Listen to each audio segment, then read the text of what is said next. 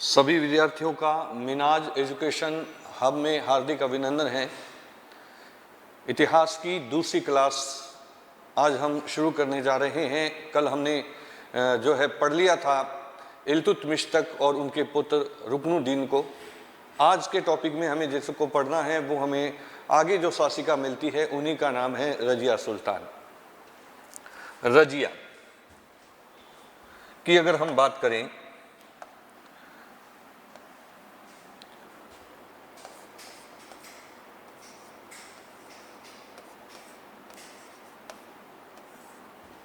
रजिया सुल्तान, हालांकि हम कल बात कर रहे थे कि इल्तुतमिश जो है वो शासन परंपरा को जो है हम कहें पारिवारिक तौर पे जो है सुदृढ़ कर गए थे और अपना उत्तराधिकारी उन्होंने चुना था रजिया सुल्तान को। रजिया की अगर हम बात करते हैं तो इन्होंने शासन किया था 1236 से लेकर के और 1240 तक। 1236 से लेकर 1240 तक दिल्ली के सिंहासन पे बैठने वाली अगर कोई शासिका थी तो वो कौन थी? रजिया थी। इल्तुतमिश ने रजिया को अपना उत्तराधिकारी चुना, लेकिन जो वहां के तुर्क अमीर थे उन्होंने जो है हम कहें रुकनुद्दीन फिरोज को जो है शासक जो है बना दिया था। कहते हैं कि रजिया जो है शासक बनने के लिए कभी दिल्ली की जनता के सामने उपस्थित हुई थी। यह शुक्रवार की जो नमाज पढ़ी जा रही थी, दिल्ली की जो जनता नमाज पढ़ रही थी, इसी टाइम जो है दिल्ली की जनता के सामने यह जो है उपस्थित हुई। यह यहाँ उपस्थित हुई और इसने जाकर के दिल्ली की जनता से फरियाद की थी कि मेरे पिता मुझे शासक जो है वो नियुक्त करके गए थे, मुझे जो है शासक होना चाहिए, मुझे शासक बनने में अपना सहयोग कीजिए। लेकिन कहते हैं कि जब ये यहाँ पे न्याय मांगने गई थी, जब ये यहाँ पे न्याय का जो है न्याय मांगने के लिए गई थी तो इन्होंने लाल वस्त्र धारण किए थे। शायद वहां उस टाइम ऐसी परंपरा रही होगी कि जो भी व्यक्ति न्याय मांगता था उनको लाल वस्त्र धारण करने होते थे। तो हमें यहाँ पे पता चलता है कि लाल वस्त्र धारण करके और इसने दिल्ली की जनता से जो है न्याय मांगा था। एक बार परीक्षा में पूछा गया था किसको शासक बनाने में जनता ने जो है सहयोग किया था या किसको शासक बनने में जनता ने अपनी महत्वपूर्ण भूमिका अदा की थी, तो वो दिल्ली की सुल्तान रजिया थी, जिसको शासिका घोषित करने में दिल्ली की जनता ने जो है अपना पूर्ण जो है वो सहयोग दिया था। ये शासिका बन गई थी 1236 के अंदर। इन्होंने जो है पुरुषों के वस्त्र धारण कर लिए थे। पुरुष के वस्त्र धारण करके यह राज दरबार में उपस्थित होती थी। पुरुषों के वस्त्र धारण करके राज दरबार में जो है ये हम कहें कि उपस्थित होती थी। महिलाओं के वस्त्र छोड़ दिए थे। पर्दा प्रथा इसने जो है वो त्याग दिया था। पर्दा प्रथा इसने जो है त्याग दिया था। इसने उमदत उल निस्वा की उपाधि धारण की थी। उमदत उल निस्वा कि जो है हम कहें कि इसने उपाधि जो है वो धारण की थी। कभी पूछ लिया जाए हमसे कि इसने सिंहासन पे बैठते समय कौन सी उपाधि धारण की थी, तो वो उपाधि हमें जो मिलती है वो हमें मिलती है उमदत उल निस्वा। और ये उपाधि दिल्ली की जो शासिका धारण कर रही थी वो कौन थी? तो रजिया थी। मुख्य बातें आ गई हैं। पुरुषों के वस्त्र धारण करके राज दरबार में उपस्थित होती थी। दिल्ली की जनता ने इनको शासक बनने में जो है अपना योगदान दिया था या सहयोग दिया था। दिल्ली की जनता ने इसको शासक चुना था। लाल वस्त्र धारण करके न्याय मांगने के लिए उपस्थित हुई थी और उमदत उल निस्वा की इन्होंने जो है हम कहें कि उपाधि जो है वो धारण यहाँ पे कर ली थी। अबिसीनिया का एक व्यक्ति था जिसका नाम हमें मिलता है याकूत। याकूत जो अबिसीनिया के रहने वाले थे, इसको रजिया ने अश्वशाला का प्रधान बनाया था। ये भी प्रश्न आया हुआ है कि याकूत को कौन सा विभाग सौंपा गया था, तो इसको अश्वशाला का जो है हम कहें कि प्रधान नियुक्त कर दिया गया था। रजिया का इस व्यक्ति पे विशेष स्नेह था, यानी कि विशेष कृपा पात्र था रजिया का। और कहते हैं कि जब रजिया घोड़े पे सवार होती थी तो अपने हाथों का सहारा उसको देता था कौन? याकूत। इसी प्रकार एक इतिहासकार हुए हैं जिसका नाम हमें मिलता है इसामी। इसामी लिखता है कि रजिया और याकूत दोनों में प्रेम संबंध थे। इन दोनों में, याकूत और हम कहें कि रजिया में जो है प्रेम संबंध थे, यही इसके एक पतन का कारण बन गया था। ऐसी बात किसने लिखी थी? तो वो कौन था? इसामी था। लेकिन रजिया जो है वो शासन करने लगी थी। रजिया के विरुद्ध जो है यहाँ के जो तुर्क अमीर थे वो इसके विरोधी हो गए थे। जो तुर्क अमीर थे वो हम कहें कि इसके जो है वो क्या हो गए थे? विरोधी हो गए थे। क्योंकि पुरुष प्रधान समाज में पुरुष जो है वो किसी महिला को शासिका स्वीकार करने के लिए तैयार नहीं थे। जो अमीर इसके विरोधी थे, उनमें जो इनके विरुद्ध हम कहें कि जो षड्यंत्र करते थे, इनमें जो सबसे महत्वपूर्ण व्यक्ति था उसी का नाम था एतगीन। कभी हमसे पूछा जाए कि रजिया के विरुद्ध जो षड्यंत्र किए गए थे, रजिया के विरुद्ध जो विद्रोह किए गए थे, उन षड्यंत्रकारियों का प्रमुख नेता कौन था? तो वो हमें जो मिलता है वो कौन था? एतगीन। और एतगीन जो है वो बंदायूं का सूबेदार बनाया गया था। ये एतगीन जो है वो बंदायूं का जो है सूबेदार था। इसी ने प्रमुख तौर पे षड्यंत्रों को जो है हम कहें कि आगे बढ़ाया था। लेकिन इसके विरुद्ध जो पहला षड्यंत्र किया था, रजिया के विरुद्ध जो हम कहें कि पहला षड्यंत्र किया था, वो हम कहें कि लाहौर के सूबेदार थे। उसी का नाम हमें मिलता है कबीर अयाज खां। कबीर अयाज खां, इसने पहला विद्रोह किया था। इसने पहला विद्रोह किया था। लेकिन अगर हम कहें कि इन सब का प्रमुख नेता जो था वो कौन था, तो वो हमें यहाँ पे जो है वो एतगीन जो है वो प्राप्त होता है। आप ध्यान से जो है इसको देखते रहिए। प्रश्न जो है वो यहीं से पूछे जा सकते हैं। अशरफशाला का प्रधान किसको बनाया गया था? याकूत को। अबिसीनिया के रहने वाले थे। इसामी ने तो कह दिया था कि इन दोनों के अंदर जो है क्या था? प्रेम संबंध थे। फिर हम कहें इसकी उपाधि बहुत इंपॉर्टेंट है। उम्दत उल निस्वा की उपाधि जो है इसने धारण की थी। दिल्ली की जनता ने रजिया को शासिका स्वीकार कर लिया था, चुन लिया था। लाल वस्त्र पहन के उपस्थित हुई थी। रजिया के पतन के सबसे बड़े कारण थे कि तुर्क अमीर उसको जो है वो पसंद नहीं करते थे। और इन सभी विद्रोहियों का जो प्रमुख नेता था वो कौन था? एतगीन, जो कि बंदायूं के सूबेदार थे। जबकि पहला विद्रोह रजिया के विरुद्ध जिसने किया था वो कौन था? तो वो कबीर अयाज खां था। और कबीर अयाज खां की अगर हम बात करें तो ये लाहौर के जो है सूबेदार जो है वो हमें यहाँ पे प्राप्त होते हैं।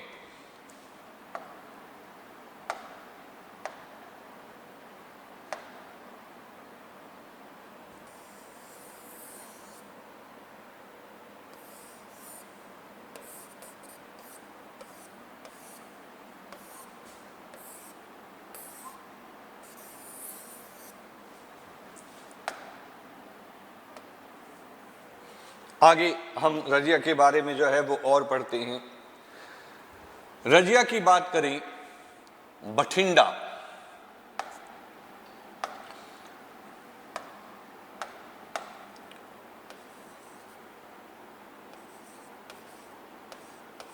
जिसको जो है हम कहें बठिंडा का यहां जो सूबेदार था उसका नाम हमें मिलता है अल्तुनिया।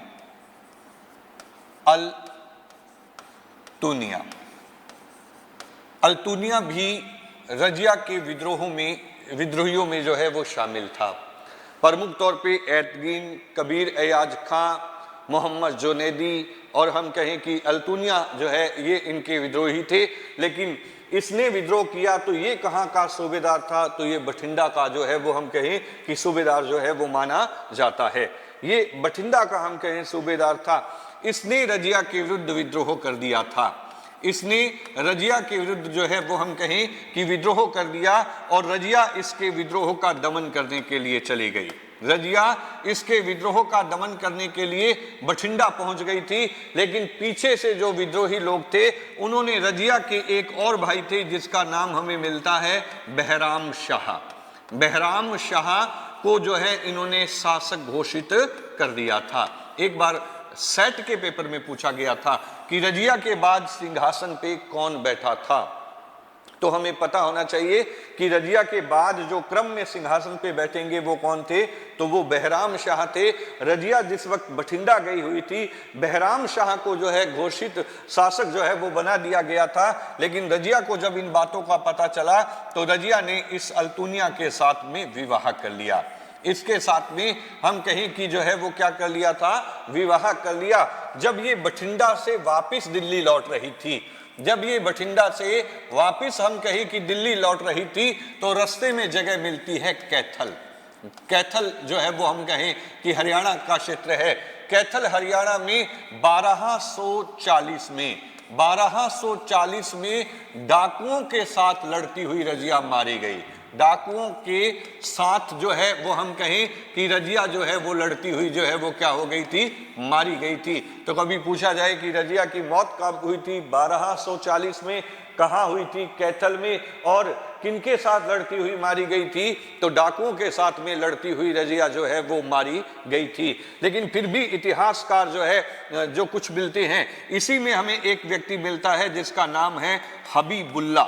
हबीबुल्ला जो है वो कहता है कि रजिया का जो पतन हुआ था, रजिया का जो पतन हुआ था, इसका सबसे बड़ा कारण था कि जो तुर्क अमीर थे वो रजिया के विद्रोही हो गए थे। रजिया के जो है विद्रोही हो गए थे वो तुर्क अमीर, इसी के कारण रजिया का पतन हो गया, ऐसा लिखा था हबीबुल्ला ने। लेकिन इसी के काल में अगर हम देखें तो एक व्यक्ति हमें मिलता है मिनहाजुद्दीन सिराज। मिनहाजुद्दीन सिराज, ये हमें जो है यहाँ पे मिलते हैं और कहते हैं कि मिनहाजुद्दीन सिराज ने रजिया के लिए लिखा था कि रजिया में वो तमाम गुण थे जो एक अच्छे बादशाह में होने चाहिए, लेकिन वो गुण किस काम के, रजिया तो एक महिला थी।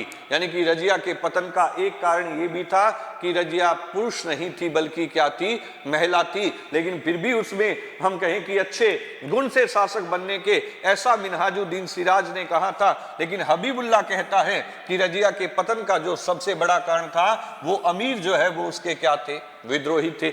नोट में हमें याद होना चाहिए, नोट में एक बात हमें याद होनी चाहिए कि रजिया के काल में एक विद्रोह हो गया था या एक विवाद हो गया था, और इसी को कहते हैं सुन्नी शिया विवाद। ये कभी पूछ लिया जाए कि सुन्नी शिया जो विवाद हुआ था वो किसके काल में हुआ था, तो हमें इस बात का पता होना चाहिए कि सुन्नी शिया का विवाद भी जिस शासिका के काल में हो रहा था वो कौन था, तो वो कौन सा विवाद था, सुन्नी शिया विवाद। रजिया के काल में जो है वो हमें यहाँ पे जो है वो दिखाई देता है। इस टाइम बलबन भी थे, इस टाइम जो है बलबन भी थे, और बलबन को जो है हम कहें कि अमीर ए शिकार का पद दिया गया था। रजिया ने अमीर ए शिकार का जो है वो पद दे दिया था, और अमीर ए शिकार के पद पे इन्होंने जिस व्यक्ति को नियुक्त किया था वो कौन था, तो वो बलबन था। अब हम फिर वापस इसी बातों को एक बार देख लेते हैं। बठिंडा का सूबेदार कौन था, तो उसी का नाम था अल्तोनिया। अल्तोनिया ने जब विद्रोह किया तो रजिया इसके विद्रोह का दमन करने के लिए दिल्ली से पहुंच गई बठिंडा, लेकिन पीछे से जो है बहराम शाह को शासक बना दिया गया। तो रजिया ने विवाह कर लिया किसके साथ में, अल्तोनिया के साथ में। यहां से जो है रजिया दिल्ली की तरफ जब आ रही थी तो 1240 में डाकुओं के साथ में लड़ती हुई रजिया जो है वो मारी गई। 1240 में रजिया यहाँ पे जो है वो हम कहें कि मारी गई थी। रजिया के पतन का जो सबसे बड़ा कारण माना जाता है, हबीबुल्ला के अनुसार वो माना जाता है तुर्क अमीरों का विद्रोह। मिनहाजुद्दीन सिराज ने लिखा कि रजिया में वो तमाम गुण थे जो एक अच्छे राजा में होने चाहिए, लेकिन वो गुण किस काम के, रजिया तो एक महिला थी, यानी कि महिला होने के कारण जो है ये सफल नहीं हुई थी। लेकिन बलबन को इसने हम कहें कि अमीर ए शिकार का पद जो है प्रदान किया था, जबकि शिया सुन्नी विवाद जो इसके काल में हुआ था वो कौन सी शासिका थी, तो वो हमें जो है वो रजिया यहाँ पे जो है वो प्राप्त होती है। अब यहां सिंहासन पे बैठ गया था बहराम शाह। पढ़ते हैं बहराम शाह के बारे में।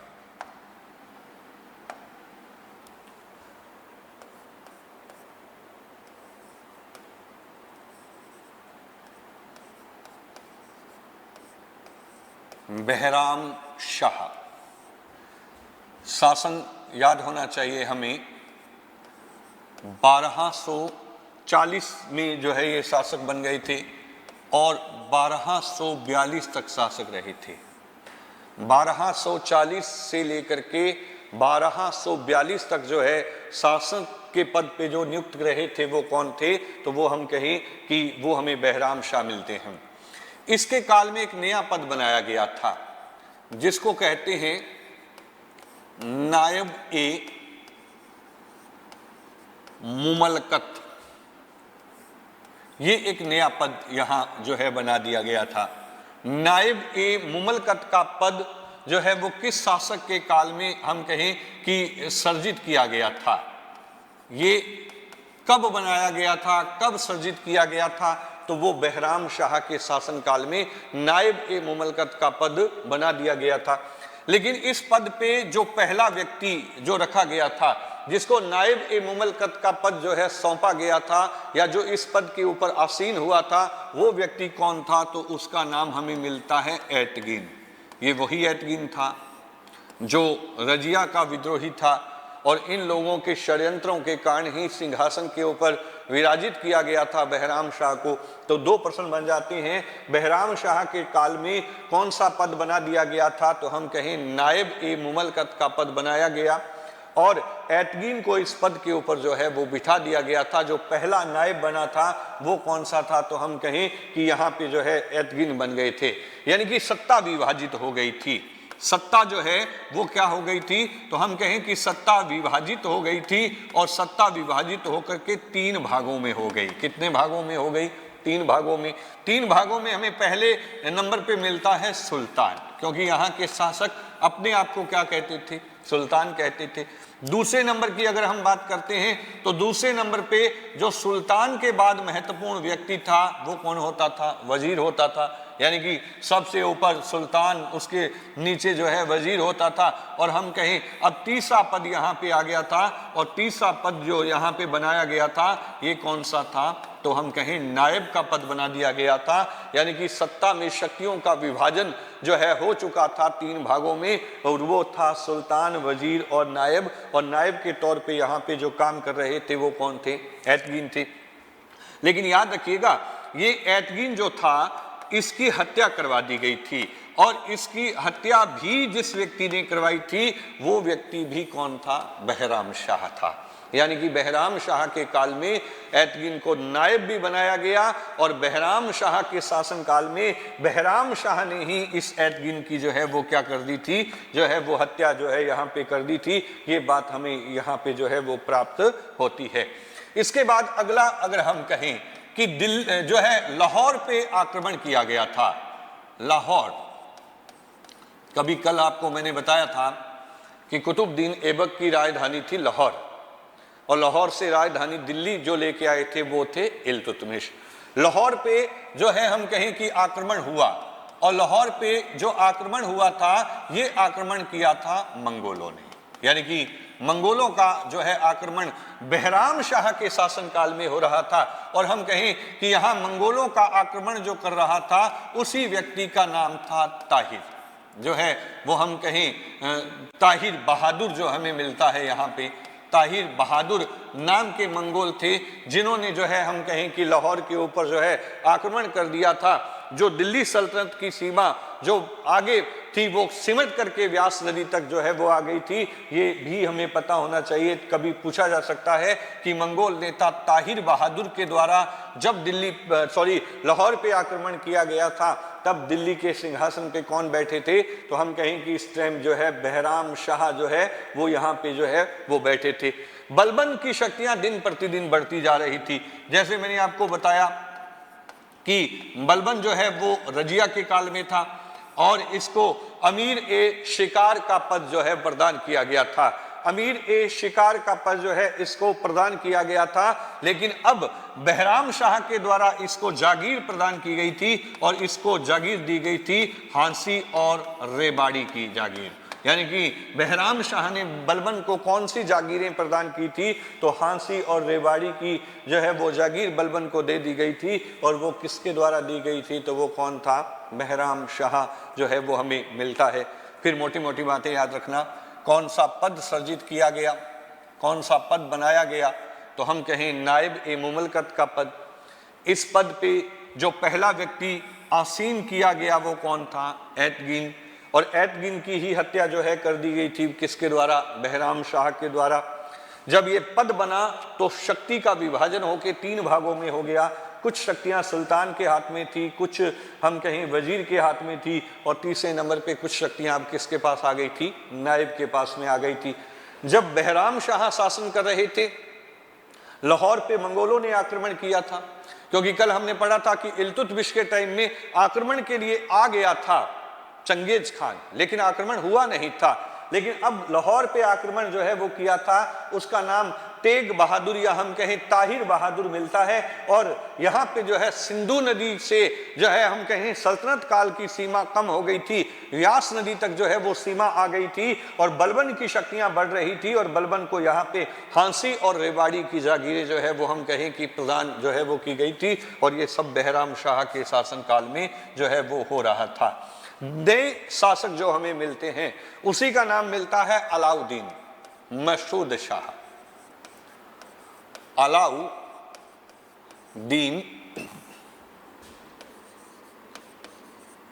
मसूद शाह, ये रुकनुद्दीन का बेटा था। रुकनुद्दीन जिसको रजिया ने सिंहासन से हटाया था, उसी का बेटा था अलाउद्दीन मसूद शाह। कोई ज्यादा बड़ी चीजें मिलती नहीं है इनके बारे में। 1242 से लेकर के और 1246 तक शासन किया था। 1242 से 1246 तक यहाँ पे जो शासन कर रहे थे वो हम कहीं कौन थे? तो अलाउद्दीन मसूद शाह थे। ये भी कोई योग्य नहीं था, यानी कि हम कहें कि इसमें योग्यता नहीं थी। इसमें योग्यता नहीं थी तो इसने अपनी तमाम शक्तियां, यानी कि नाम मात्र के राजा रहे, इसने अपनी तमाम जो शक्तियां थी वो दल चालीसा को सौंप दी थी। दल चालीसा। अब आपके सामने एक प्रश्न बन गया है, क्योंकि कल आपने पढ़ा था, कभी हमसे पूछा जाए चहलगानी या दल चालीसा का निर्माण किसने किया था? इल्तुतमिश ने, क्योंकि वो अपने शासन व्यवस्था को चलाने के लिए वफादार 40 गुलामों का सहयोग प्राप्त कर रहे थे। दल चालीसा का गठन किया था उन्होंने, लेकिन अब यहाँ पे दल चालीसा बहुत शक्तिशाली हो गया था, और हम कहें कि एक तरह से किंग मेकर की भूमिका निभा रहा था। तो इसने अपनी सारी की सारी शक्तियां जो है वो किसको सौंप दी थी? दल चालीसा को सौंप दी थी। और नाम मात्र के तौर पे हम कहें कि ये जो है यहाँ पे जो है सुल्तान के पद पे जो है वो रहे थे, शक्तियां इनके पास नहीं थी। एक व्यक्ति मिलता है जिसका नाम था किशलू खां। किशलू खां ने अपने आप को सुल्तान घोषित कर दिया था।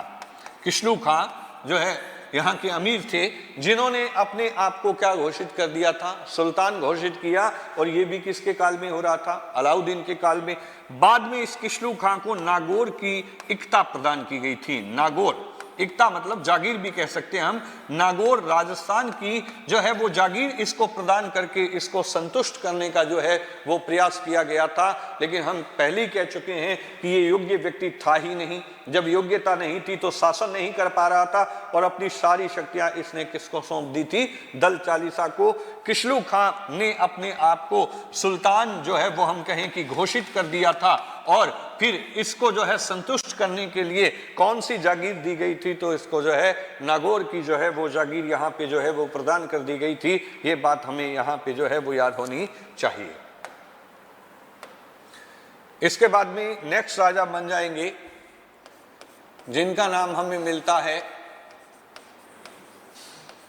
नासिरुद्दीन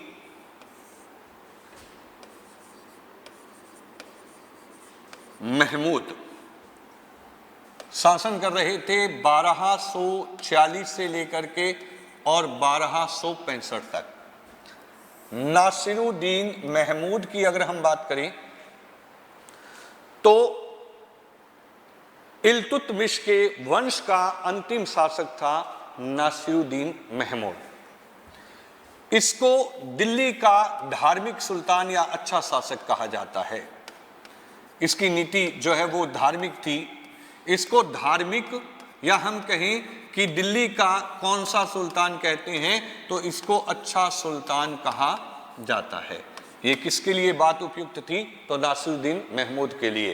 कहते हैं कि जब भी खाली समय मिलता था जब भी खाली समय होता था तो खाली समय में यह कुरान की प्रतिलिपियां तैयार करता था, कुरान की जो है हम कहें कि नकल तैयार करता था, नकल करके उसकी प्रतिलिपियां तैयार करता था, और ये नकल या हम कहें कि जो प्रतिलिपियां बेच दी जाती थी, इससे जो आय होती थी उसी से अपना जीवन यापन करता था। तो कभी प्रश्न दोनों आ सकते हैं, या तो आपसे लिखाएगा दिल्ली का ऐसा कौन सा सुल्तान था जो खाली समय में कुरान की नकल करके प्रतिलिपियां तैयार करता था, तो भी नासिरुद्दीन महमूद होगा। और दूसरी बात यह आ सकती है कि कुरान की प्रतिलिपियों को बेच करके जो आय होती थी, जो इनकम होती थी, उससे अपना जीवन यापन चलाता था, वो भी कौन था? तो वो भी नासिरुद्दीन जो है वो हम कहें महमूद था। इसके काल में भी मिनहाजुद्दीन सिराज थे, मिनहाजुद्दीन सिराज इतिहासकार थे ये। इन्होंने एक बुक लिखी थी तबकात ए नासिरी, ये एक बुक है तबकात ए नासिरी, जो है हम कहें कि ग्रंथ जो है वो लिखा गया था। और ये तबकात ए नासिरी जो ग्रंथ था, ये मिनहाजुद्दीन सिराज ने जो है किसको समर्पित किया था, किसके लिए ये ग्रंथ लिखा गया, किसको समर्पित किया उन्होंने ये ग्रंथ? तो ये मिनहाजुद्दीन सिराज ने जो है अपना जो महत्वपूर्ण बुक थी जिसका नाम तबकात ए नासिरी मिलता है, ये नासिरुद्दीन महमूद को जो है इन्होंने हम कहें कि क्या कर दिया था, समर्पित जो है वो कर दिया था। बलबन की बेटी थी, बलबन इसके काल में बहुत शक्तिशाली हो गया था, बलबन जो है वो इसके काल में बहुत शक्तिशाली हो गया था। बलबन की एक बेटी हमें मिलती है जिसका नाम था हुजेदा। बलबन की जो हमें बेटी मिलती है जिसका नाम हमें मिलता है हुजेदा। हुजेदा की जो है वो शादी की गई थी, और हुजेदा की शादी जो है किसके साथ हुई थी? नासिरुद्दीन महमूद के साथ में।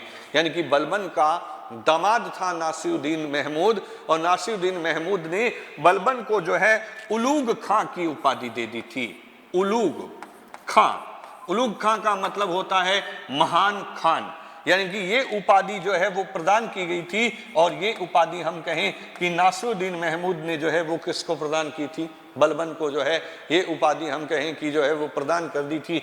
नासिरुद्दीन महमूद इतने सीधे साधे व्यक्ति थे, उन्होंने कहा था कि मैं जनता के पैसे को खर्च नहीं कर सकता, मैं उसका मालिक नहीं हूं, मैं उसका ट्रस्टी हूं, मतलब उसकी देखभाल करने वाला हूं। ये बात जो है कहने वाला भी जो व्यक्ति था, वो व्यक्ति भी हमें यहाँ पे कौन मिलता है? तो उसका नाम भी हमें जो है नासिरुद्दीन महमूद जो है वो हमें यहाँ पे जो है वो मिलता है।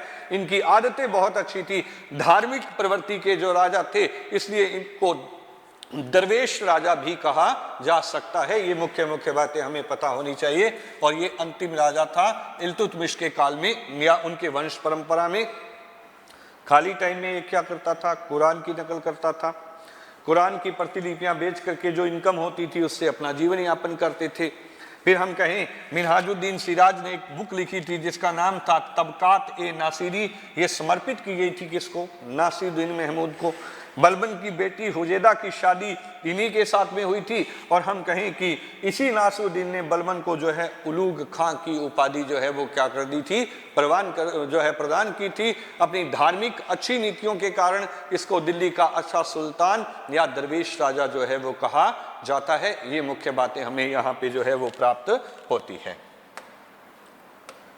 जब नासिरुद्दीन महमूद की मौत हो गई तो अब हम कहें कि जो सत्ता बदल गई थी, वो सत्ता किसके हाथ में आ गई थी? तो वो सत्ता आ गई थी बलबन के हाथ में।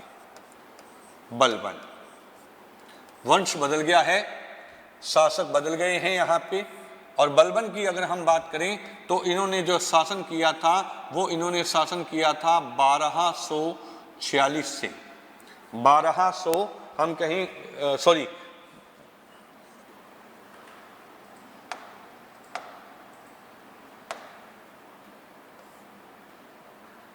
1265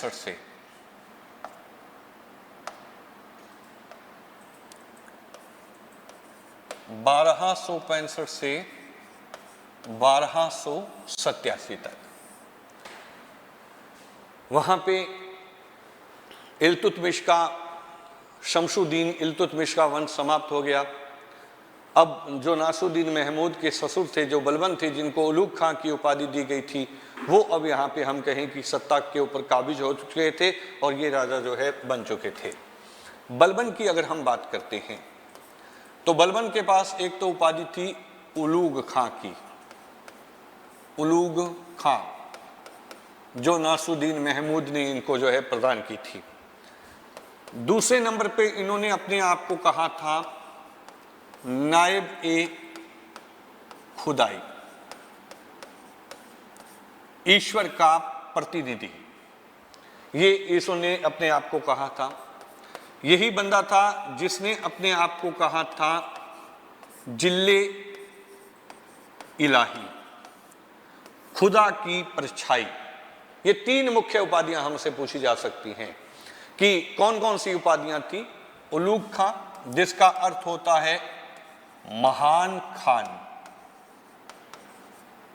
नायब ए खुदाई, तो इसका अर्थ होता है ईश्वर का प्रतिनिधि। फिर जिल्ले इलाही का मतलब होता है खुदा की परछाई। और ये सब कुछ जो धारण कर रखा था वो किसने धारण कर रखा था? बलबन ने जो है वो हम कहें कि ये उपाधि जो है वो धारण कर रखी थी। बलबन के द्वारा भारत में एक नीति दी गई थी, बहुत इंपॉर्टेंट नीति है, और वो नीति इसने दी थी लोह व रक्त की नीति। कहते हैं कि बलबन बहुत कठोर किस्म के व्यक्ति थे। बलबन के द्वारा भारत में एक नीति की शुरुआत की गई थी और उसी को कहते हैं लोह व रक्त की नीति। ऐसी नीति कभी बिस्मार्क ने जर्मनी में इस्तेमाल की थी। इसलिए हम कहें कि उस टाइम मध्यकाल का भारत का बिस्मार्क किसको कहा जाता था, तो वो किसको कहा जाता है, तो ये बलबन को कहा जाता है। बलबन कहते थे कि मैं अगर किसी छोटे कुल के व्यक्ति को देखता हूं तो मेरी रगों का खून जो है वो फड़कने लगता है। ऐसी बातें बलबन करते थे। बहुत इंपॉर्टेंट है कि लोह व रक्त की नीति मध्यकाल में जो है वो किसके द्वारा जो है वो प्रदान की गई थी, तो हम कहें कि बलबन के द्वारा जो है ये नीति जो है वो यहाँ पे हम कहें कि प्रदान की गई थी। बलबन के लिए पालम का अभिलेख मिलता है, योगेश्वर पंडित के द्वारा लिखा गया था, और इसमें बलबन को विष्णु का अवतार कहा गया है। कभी हमसे पूछा जाए कि किस जो है तुर्क राजा को विष्णु का अवतार कहा गया है, तो हम कह सकते हैं कि पालम का जो अभिलेख हमें मिलता है, या पालम बावली का अभिलेख मिलता है, जो योगेश्वर पंडित के द्वारा लिखा गया था, और इसी में इसको जो है हम कहें कि विष्णु का क्या कहा गया है, अवतार जो है वो कहा गया है। ये ईरानी परंपराओं को बहुत महत्व देते थे, यानी कि जो बलबन थे वो ईरानी परंपराओं को मानते थे, और ईरानी वहां के एक वीर योद्धा थे जिसका नाम था आफरीशिया।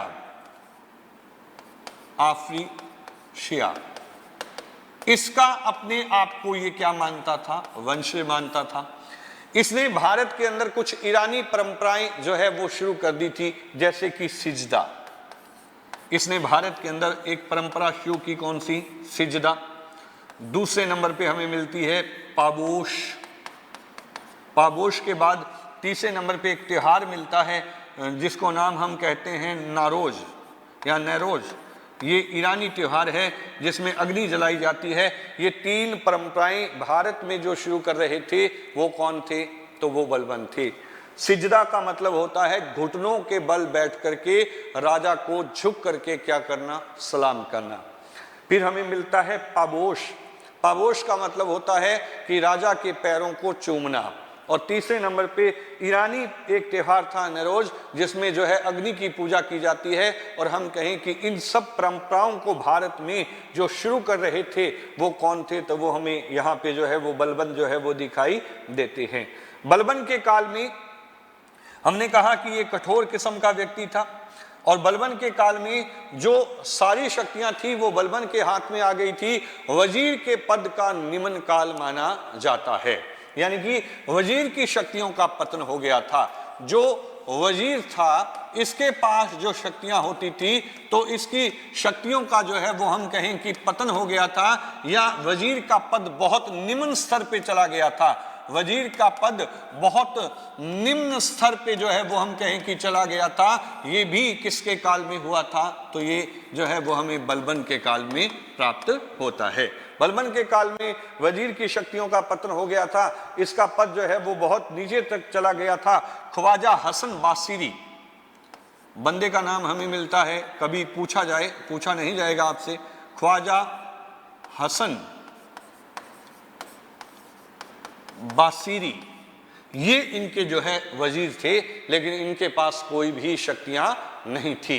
इनके पास हमें कोई भी शक्तियां जो है वो नहीं मिलती है। बलबन की और बात कर लेते हैं तो बलबन पहले शासक थे। बलबन पहले शासक थे जिन्होंने मंगोल आक्रमण से बचने के लिए किलों का निर्माण करवाया था।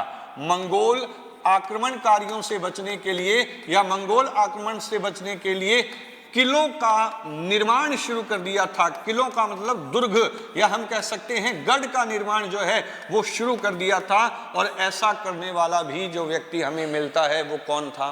तो वो बलबन था। बलबन बहुत कठोर किस्म के व्यक्ति थे जिन्होंने अपने अमीरों को जो है वो काफी बार सजा दी थी। बंदायूं का एक सूबेदार मिलता है, बंदायूं के सूबेदार मिलते हैं जिसका नाम हमें मिलता है बक बक, और कहते हैं कि बक बक को सरेआम कोड़ों से पिटवा दिया था।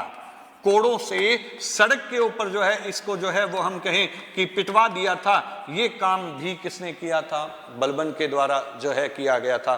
बदायूं का सूबेदार बक बक जिसको हम कहें कि पिटवा दिया गया था। इसी प्रकार हमें अवध का जो है सूबेदार मिलता है। अवध का सूबेदार मिलता है हेवात खां। हेवात खां, और हेवात खां को जो है सरेआम हम कहें कि फांसी दे दी गई थी। इस हेवात खां को जो है वो हम कहें कि इसको भी कोड़े जो है लगवाए गए थे, और अयोध्या के फाटक पे जो है अमीन खां को जो है वो फांसी दे दी गई थी। ये तमाम बातें हमें जो है वो यहाँ पे जो है वो बलबन के बारे में जो है वो दिखाई देती हैं। यानी कि नीतियाँ नहीं, इनकी जो है वो कठोर नीतियों को जो है अग्रसर जो है वो कर रहे थे। इसके बाद अगर हम और बात करते हैं, बलबन का जो शासन व्यवस्था थी इसको सुदृढ़ करने के लिए, अमीरों के षड्यंत्रों को दूर करने के लिए इसने गुप्तचर विभाग की जो है वो संस्थापना कर दी थी। दीवान ए वरीद, कभी हमसे पूछा जाए दीवान ए वरीद विभाग स्थापित किया गया था। ये विभाग जो है वो हम कहें कि बना दिया गया था। कौन सा विभाग था? तो हम कह सकते हैं कि गुप्तचर विभाग था ये। इस गुप्तचर विभाग के जो संस्थापना कर रहे थे, जो इसको स्थापित कर रहे थे, वो कौन थे? बलबन।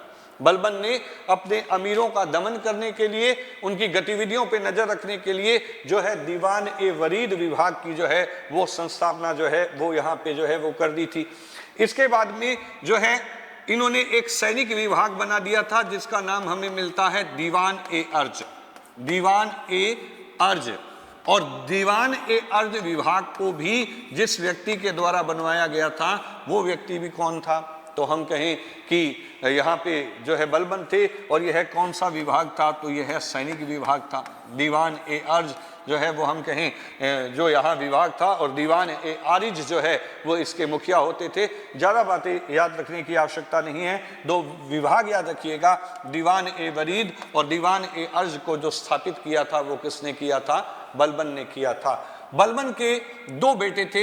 यहाँ पे बड़ा बेटा जो हमें मिलता है उसी का नाम हमें मिलता है मुहम्मद। मुहम्मद की 1286 में मौत हो गई थी। 1286 में कभी यह मंगोलों के विरुद्ध लड़ रहा था। मंगोलों के विरुद्ध लड़ते हुए यह वीर गति को प्राप्त हो गया। यह जो है वीर गति को हम कहें कि प्राप्त हो गया था। और सबसे ज्यादा प्रेम करता था बलबन किससे? मुहम्मद से। इसलिए उसने इसको शहीद का दर्जा दिया था।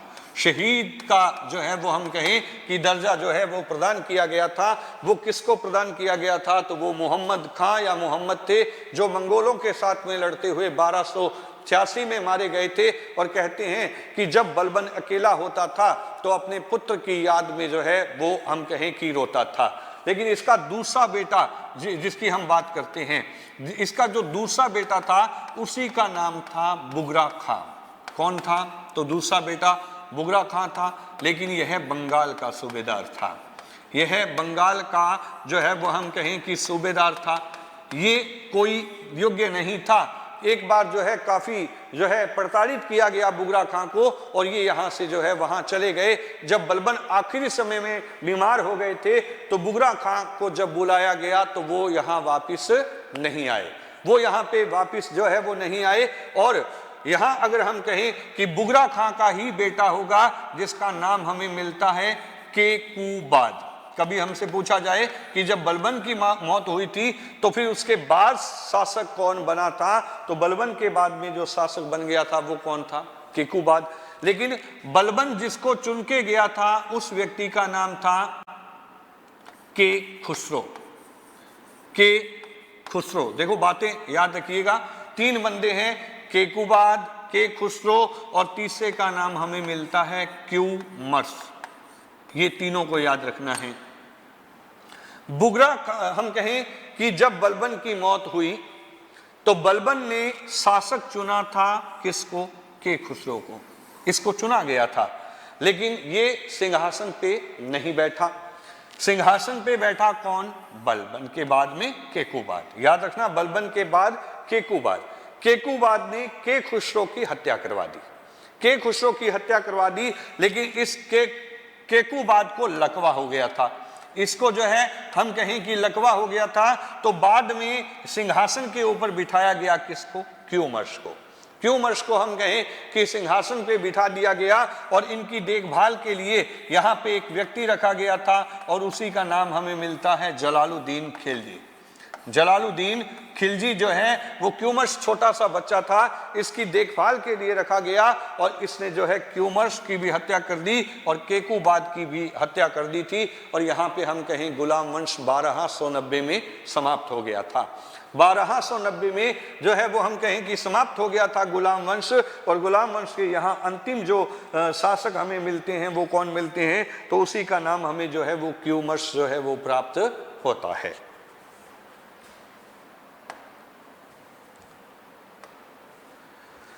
बलबन के बाद में यहाँ जो अगले राजा जो हमें मिले थे, या नया वंश हमें मिल गया था खिलजी वंश, और यहाँ पे अब नया राजा जो बन जाएगा उसी का नाम हमें मिलता है जलालुद्दीन खिलजी। जलालुद्दीन खिलजी की अगर हम बात करें, 1290 से लेकर के और 1296 तक जो है ये रहे थे। जब खिलजियों की सत्ता आई थी तो उसको खिलजी क्रांति के नाम से जो है वो जानते हैं। जाति के जो है वो हम कहें कि अफगान जो है माने जाते हैं। इस जलालुद्दीन खिलजी की अगर हम बात करें, इसने शाहिस्ता खां की उपाधि धारण की थी। शाहिस्ता खां की जो है हम कहें कि उपाधि जो है वो इसने जो है वो धारण कर दी थी, क्योंकि हमने अभी बात की थी कि जो बलबन के वंश के अंतिम व्यक्ति थे उसकी हत्या जो है इसी के द्वारा करवाई गई थी। इसने शाहिस्ता खां की उपाधि धारण करके और किलखुरी के दुर्ग में अपना राज्य अभिषेक करवाया था। किलखुरी का दुर्ग जो है वो हमें मिलता है दिल्ली में। इसी में इसने जो है वो हम कहें कि अपना इसने क्या करवाया था? राज्य अभिषेक जो है वो करवाया था। प्रश्न पूछा जा सकता है जलालुद्दीन खिलजी का राज्य अभिषेक कौन से दुर्ग में हुआ था? तो हम कह सकते हैं कि किलखोरी के दुर्ग में इसका राज्य अभिषेक हुआ था, जिसका निर्माण कभी करवाया था? केकूबाद ने। इस दुर्ग का, इस किले का निर्माण जो है वो किसने करवाया था? तो इसका निर्माण जो है केकूबाद के द्वारा करवाया गया था। लेकिन इसी के दुर्ग में जो है राज्य अभिषेक हो रहा था जलालुद्दीन खिलजी का, और खिलजी वंश का जो संस्थापक व्यक्ति था वो व्यक्ति कोई और नहीं था बल्कि जलालुद्दीन जो है व्यक्ति था। यह उदार प्रवृत्ति का व्यक्ति था। उदार प्रवृत्ति का जो है व्यक्ति था, और हम कहें कि इसके काल में जो है मंगोलों के भी आक्रमण जो है हो रहे थे। लेकिन हमें दो बातें अभी तक याद होनी चाहिए। उपाधि पूछी जाए तो कौन सी उपाधि धारण की? शाहिस्ता खां की। कौन से दुर्ग में इसने अपना राज्याभिषेक करवाया था? तो हम कहें कि किलखोरी के दुर्ग में इसने अपना राज्याभिषेक करवाया। इस किलखोरी के दुर्ग का निर्माण करता कौन था? तो वो कौन था? केकुबाद था। उदार किस्म का जो है वो हम कहें कि व्यक्ति था। इसने दुर्बल नीति अपनाई थी। ये कहता था कि मैं मुसलमानों का रक्त नहीं बहाना चाहता, मैं मुसलमानों का जो है वो रक्त नहीं बहाना चाहता। ऐसी बात जो है वो हम कहें कि इसने जो है वो यहाँ पे जो है वो कही थी। और इसने 1290 में इसने जो है रणथंभौर पे आक्रमण किया था। 1290 में रणथंभौर राजस्थान का क्षेत्र था, और यहाँ पे जो राजा थे उसी का नाम हमें मिलता है हमीरदेव चौहान। हमीरदेव चौहान जो है वो यहाँ के शासक मिलते हैं, और हमीर की शक्तियां जो है दिन प्रतिदिन बढ़ रही थी, और रणथंभौर को पराजित करने के लिए, हमीर का दमन करने के लिए इन्होंने जो है 1290 में आक्रमण कर दिया था। और 1290 में इन्होंने आक्रमण किया किस पे? रणथंभौर पे। रणथंभौर पे आक्रमण किया, लेकिन कहते हैं कि हमीर का जो दुर्ग था इसका प्रकोटा बहुत मजबूत था। इसका प्रकोटा बहुत मजबूत था। इस आक्रमण में इसके प्रकोटे को जलालुद्दीन नहीं तोड़ पाया। जलालुद्दीन जो है वो हम कहें कि इसके प्रकोटे को जो है वो नहीं तोड़ पाया। तो इसका ही सेनापति था अहमद चप, जिसने कहा था कि अगर हम इस दुर्ग को नहीं जीत पाए तो हमारी बहुत जो है बेइज्जती होगी। तब जलालुद्दीन ने कहा था कि मैं ऐसे 100 दुर्गों को भी मुसलमान की दाढ़ी के बाल के बराबर नहीं समझता, और बिना दुर्ग को जीते ये वापस दिल्ली चले गए। यानी कि सीधी सीधी बात थी कि यह रणथंभौर का दुर्ग नहीं जीत पाया था। हालांकि ये प्रश्न राजस्थान से संबंधित ज्यादा बनता है, राजस्थान की परीक्षाओं में ज्यादा पूछा जा सकता है, लेकिन फिर भी हमें पता होना चाहिए कि रणथंभौर पे आक्रमण किया। हमीरदेव यहाँ के शासक थे और इस दुर्ग को नहीं जीत पाया, और ऐसे 100 दुर्गों को मुसलमान की दाढ़ी के बाल के बराबर नहीं समझता, ऐसा कथन कहते हुए जो है ये यहाँ से जो है वो हम कहें कि वापिस जो है वो लौट गया था। इसने एक जो है संत थे जिसका नाम था सिद्दी मौला। सिद्दी मौला बाबा फरीद के शिष्य थे सिद्दी मौला। सिद्दी मौला को जो है जलालुद्दीन ने हाथियों के पैरों के नीचे कुचलवा दिया था। हाथियों के पैरों के नीचे किस संत को कुचलवा दिया गया था, या किस सूफी संत की हत्या जलालुद्दीन के द्वारा की गई थी, तो वो संत भी हमें कौन मिलता है? तो उसका नाम भी हमें क्या मिलता है? सिद्दी मौला जो है वो हमें यहाँ पे जो है वो मिलते हैं। फिर इसके काल में भारत पे आक्रमण कर रहे थे, और इसके काल में भी भारत पे आक्रमण किया था किसने? मंगोलों ने।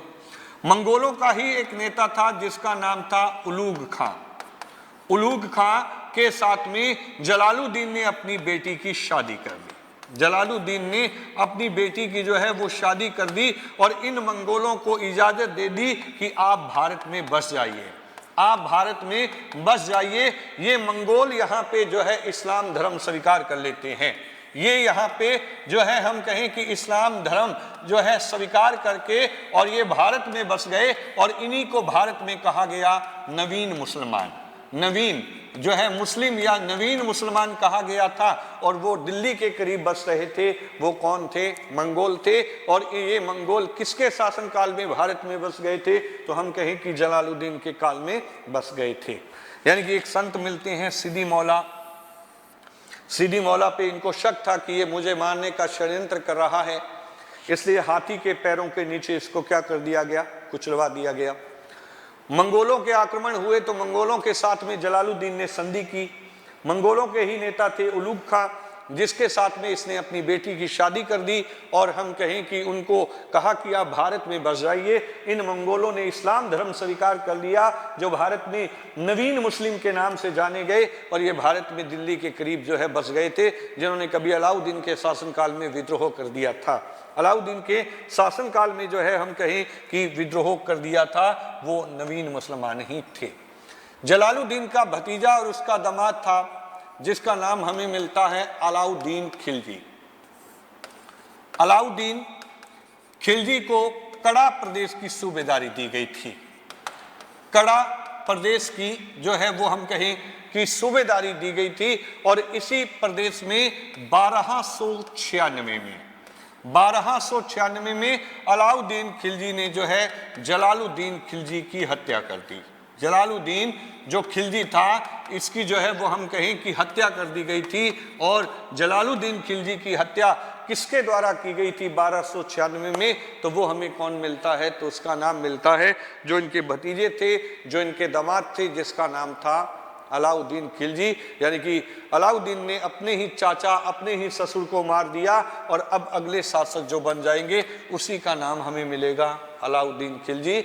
और अलाउद्दीन का अध्ययन जो है वो हम कल नेक्स्ट क्लास में करेंगे। आज के लिए इतना ही रहेगा। आज के लिए नमस्कार।